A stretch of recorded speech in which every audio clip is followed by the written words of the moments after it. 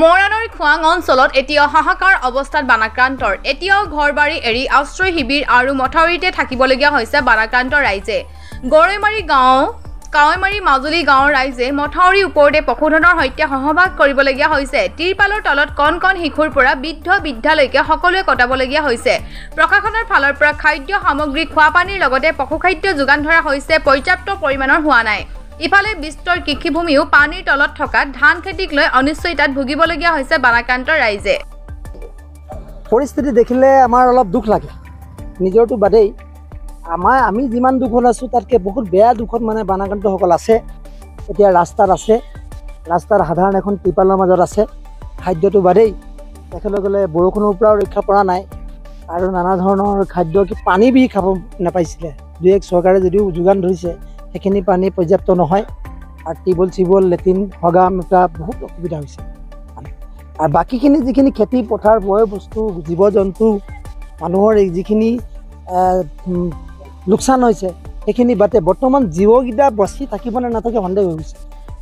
যিটো পৰিস্থিতি হৈছে, এই খোৱাং থানাৰ পৰা যিটো ৰাস্তা, বাকীখিনি কথা নকওঁৱেই, এই খোৱাং থানাৰ পৰা 10 কিলোমিটাৰ ৰাস্তা, 10 কিলোমিটাৰ অকল ৰাস্তাত মানুহৰ ঘৰে দেখিব। বাইকখন নিবলৈও বহুত অসুবিধা হয়। এতিয়া ৰেচন পাতি সেই দনলিপুৰ অঞ্চললৈকে, অঞ্চললৈকে ৰেচন পাতি ইয়াৰ পৰা যাব পৰা নাই। তেওঁলোকে ইয়াত থয়, ইয়াৰ পৰা চাইকেল কিবা বেলেগ ব্যৱস্থা কৰি লৈ গৈ তাত দিয়ে। কিমান পৰিয়াল আক্ৰান্ত হ'ব? পৰিয়াল মানে আমাৰ এইটোতো 1200 নে 1400 পৰিয়াল আছে। আমাৰ এই গৰৈমাৰী যিটো এলেকা পৰে, গৰৈমাৰী, দনলিপুৰ, খলিয়ামাৰী, গেৰগেৰী এলেকা আৰু গেমন দলঙৰ পৰা, বেতনিৰ পৰা কাৱৈমাৰী কুটুৱা পঞ্চায়তো পৰে, কললোৱা পঞ্চায়তো পৰে। গোটেই এলেকাটো 5000 পৰিয়াল, প্ৰায় 6000 হেক্টৰ মান ভূমি, কৃষিভূমি।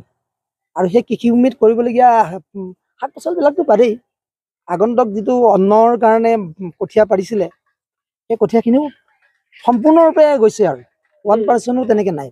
চিকিৎসা বিভাগ আহিছে নাই? ধৰক এতিয়া ডাক্তৰ ছাত্ৰবোৰ ভিজিট কৰিছেনে?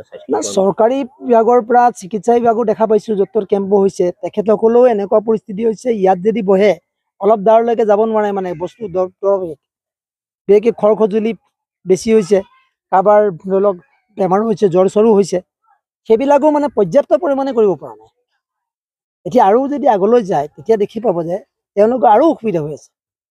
এই মুখতে ধৰি লওক 2 এটা চিকিৎসা পাইছে বা দৰৱ পাতি কিবা পাইছে, আৰু ইফালেতো একো পাব পৰা নাই।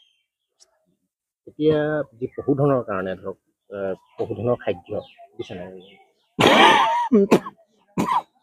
পশুধনৰ খাদ্য এবস্তা মানকৈ এটা পৰিয়ালত গোলা চাপৰ দিছে, আৰু এবস্তা দিয়াৰ কথা শুনিছিলোঁ, কালি দিলে নে নাজানো। কিন্তু ইমানখিনিয়ে খাদ্য অকল চাপৰ খায়ে গৰু ছাগলী জীয়াই থাকিব নোৱাৰে।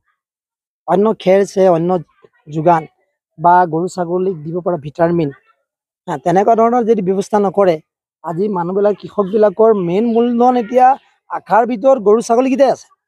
যদি গৰু ছাগলীকেইটা বঢ়াব নোৱাৰে, তেখেতসকলে মৰিব লাগিব, আত্মহত্যা হ'ব। ইয়াত মানে দেখিব, শুনিব। আৰু যদি আগৰ পানীতকৈ যদি 2 হাত পানী বেছি হৈ যায়, আত্মহত্যা।